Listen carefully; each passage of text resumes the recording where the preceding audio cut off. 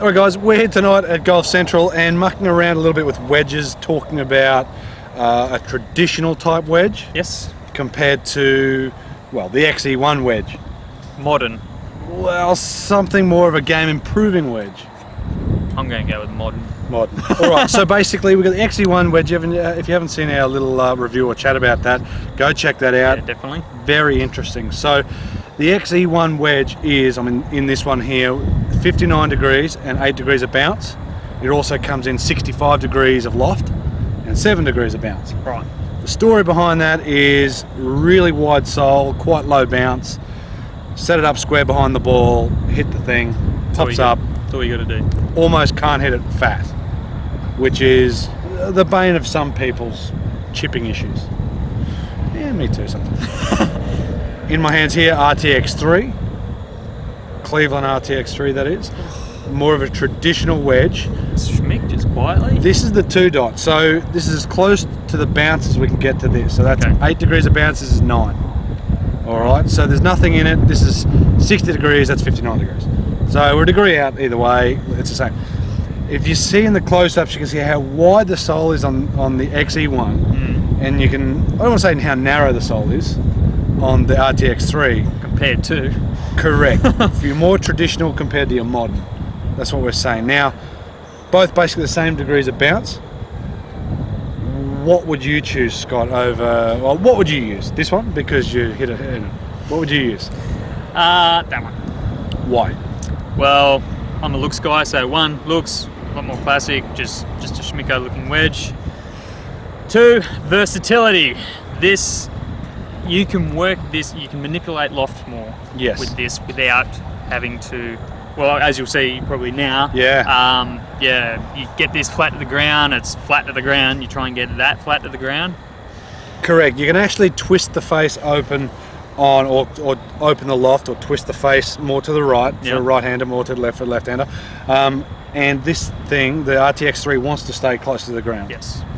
Whereas the XE1, as you'll see, it's a half an inch or so above the surface. Yeah, it's you just couldn't hit a flop shot with it. But having said that, 65 degrees loft and 59. And 59. You don't really need to muck around. They've obviously thought about that. Like, yeah, it's just how wide the sole is. So the back edge catches on the ground and it wants to just ride it open, and that's where the leading edge pops off the ground. Yeah. So the leading edge is the front edge of the wedge. I totally agree, Scott. I'd be doing the same thing. I would be going for something more traditional like that, something that you can manipulate more. But for those who may need a bit of help, the XE1 wedge can help, or wedges like it. Yes. So Cleveland also do a smart sole. Okay. Which is same sort of thing as this. It's got high loft. Is it exaggerated like that, or is it more? It's literally, it wouldn't be far off that. Okay. It's a couple of inch wide sole compared to an inch wide sole. Okay. So, you know, Cleveland does it, XE1 does it. I think there might be somebody else who has a wide sole, low bounce as well. And look, even Cobra has, it's called a wide low. Okay. It's more of a traditional shape, but it has low bounce, but a wider sole. Of course, not as wide as the XE1. Okay.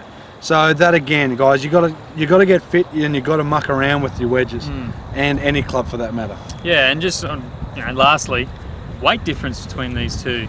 Good call. The XE1 is quite light. Like, it looks like a massive head, but obviously it's very hollow when you have a look at it. Yeah. Compared to a more solid traditional wedge, it's a million times a lot. Well, million.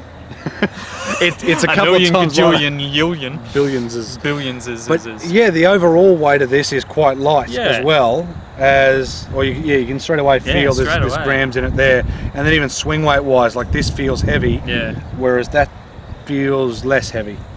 Yeah. Well, I think they got a word for it. What's that? Lighter. Well, lighter. You can have overall. Now we were starting to get a club fitting. You can have overall weight lighter. So I'm feeling this going, this is a certain weight, and you feel that and it's lighter. Yep. But I can grab this here and feel the swing weight. This is quite heavy in the head, and that's what swing weight is, whereas this feels really light.